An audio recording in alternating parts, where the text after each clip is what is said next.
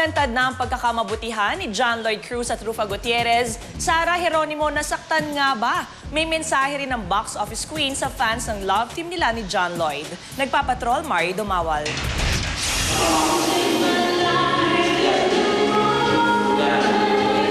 Si Sara Geronimo ang kalahati ng pinakamatagumpay na love team na record holder sa takilya. Kaya nang pumutok ang isyong Rufa John Lloyd, gustong marinig ng lahat ang kanyang reaksyon.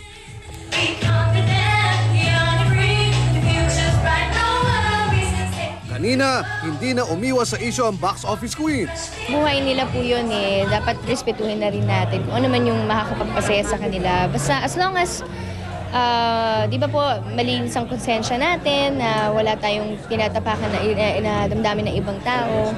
Malalaki na po sila, alam na po nila kung ano yung ginagawa nila. Mabuting babae din daw ang pagkakilala niya kay Rufa.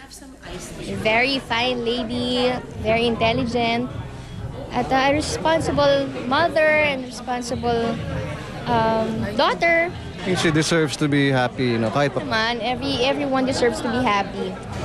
Pero naiintindihan daw niya at nagpapasalamat din ng pop princess sa reaksyon ng Sara John Lloyd fans sa pagpasok sa eksena ni Rufa. Pero may hangganan daw ito. Sensitive pa sila kesa sa akin. Hindi.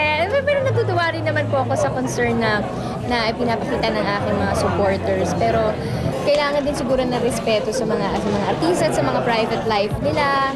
Kung ano man kung sino man ang gusto nilang ligawan, hayaan natin sila kasi free will nila yun choice nila yun. Yung pagiging judgmental siguro iwasan natin.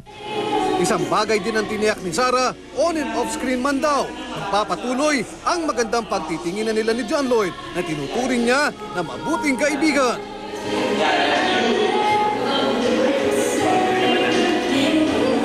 Mario Dumawal, Patrol ng Pilipino.